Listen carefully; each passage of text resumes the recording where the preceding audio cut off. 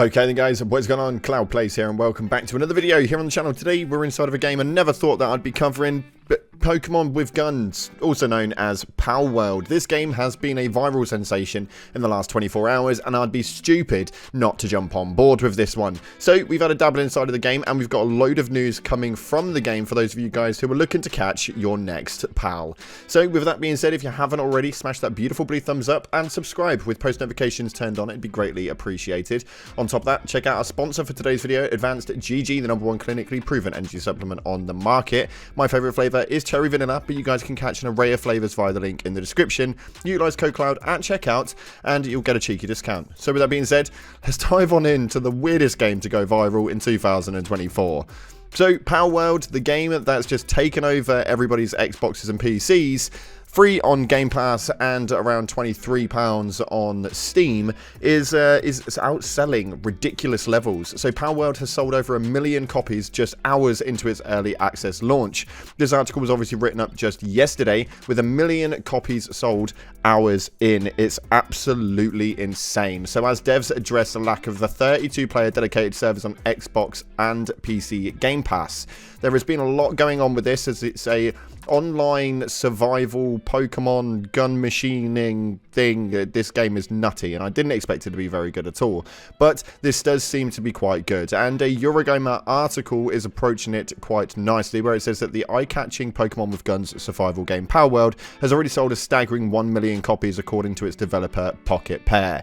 Just hours into the early access launch of Steam and Xbox Series X and S, that's the studio addresses the lack of 32-player dedicated servers on Xbox and PC Game Pass, saying that the situation is not up to us. Now, as we know, there is a limitation to the multiplayer numbers over on Xbox with a 32-player dedicated server on Steam. On Xbox, though, it is definitely capped. We are seeing a bit of a cappage on it, and it definitely causes for some different styles of gameplay. Now, on Steam, Palworld supports dedicated servers of up to 32 players in one session of the game's open world. However, on Xbox Series X and S, the Windows Store multiplayer options are much more limited, only allowing up to 4 players to join one session at a time. This is especially irksome for anyone playing through their Game Pass subscription, as even PC players who access the game through the service are sequenced in for 4-player servers.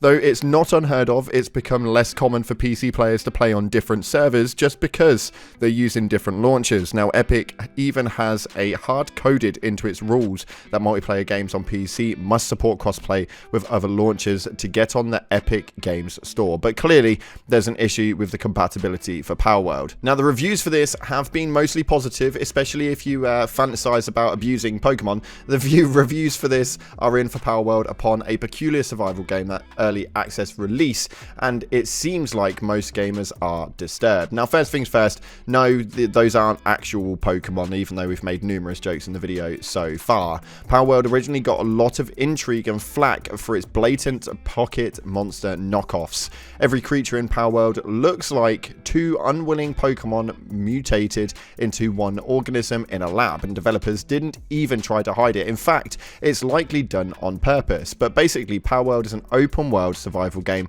where you can capture these non-Pokemon creatures and use them to complete various tasks, whether it's to fly you to a new location, defend your base, or even water your crops. And it seems like developers are essentially playing into its bit where adorable Pokemon-like creatures are being blatantly abused and exploited, says an article on ESI. Some early players are excited about the existence of the Pokemon style creatures in the game thanks to the abysmal official offerings from Pokemon, said PC Gamer. Palworld might have me soaring over a generic Unreal 5 landscape on the back of a knockoff Charizard, but for a brief moment it's a glimpse at what the open world Pokemon could be, one that isn't flickering in and out of existence whenever you're arrogant enough to move.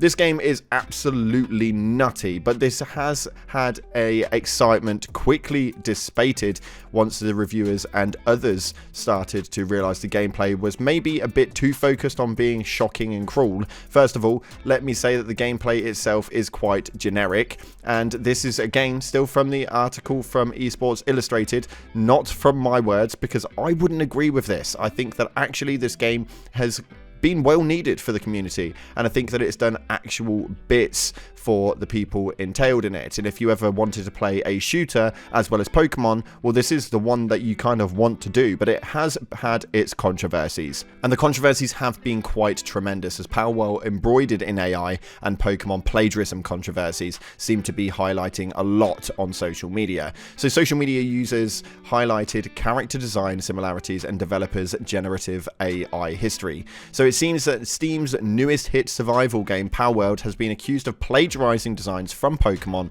as social media users negatively highlight its creators' historical association with generative AI tools. Now, Palworld, by Japanese studio Pocket Pair, released into early access, and as of a later article, it's claiming 2 million sales in just 24 hours.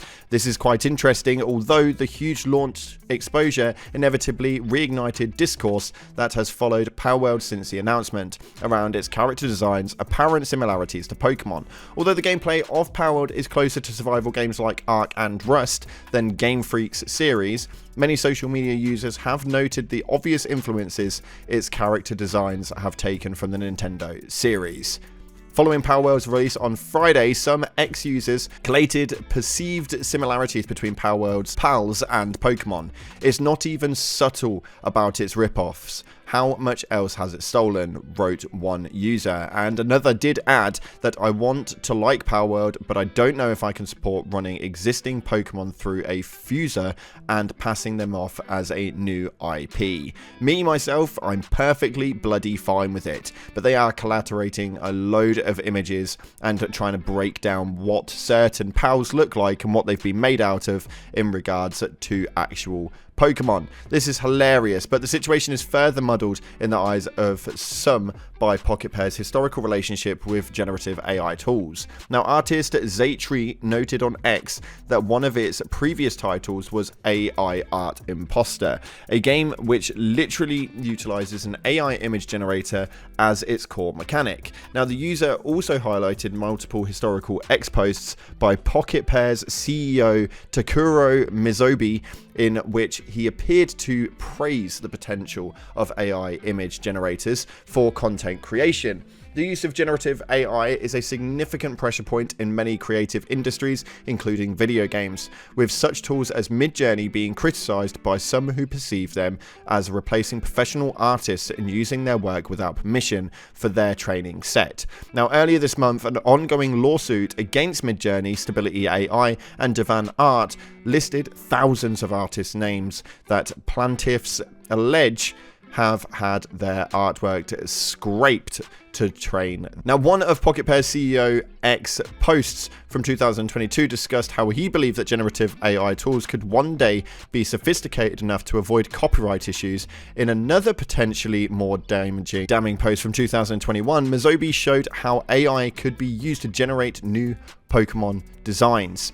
It's absolutely incredible that this is even becoming a thing. I think that the idea of the copyright scandal is a little bit ridiculous, and for me personally, if the gaming community enjoys it, then let them bloody enjoy it. The generic version of what this game is, a survival open world with alleged Pokemon looking beasts that have guns and different abilities, let them have that game. If Pokemon want to compete and boost up their gains, then healthy competition in my eyes personally. I quite like what Palworld are doing, and I like what it is that they've been utilising. So for me, it's a big thumbs up and a very well done. Let me know what your opinions are of this game down in the comment section below, as it has been having its scrutiny about it, but I'm well intrigued to know what my community thinks here on the channel. So with that being said, if you haven't already, smash that like button and subscribe with post notifications turned on. And if you got this far in the video, then stick a red circle in the chat below. Fill up that comment box, and I see all of them and try to reply to as many as I can. Thank you so much again for watching, guys. Appreciate your faces, and as always, up until the next time, I'll see you in the clouds.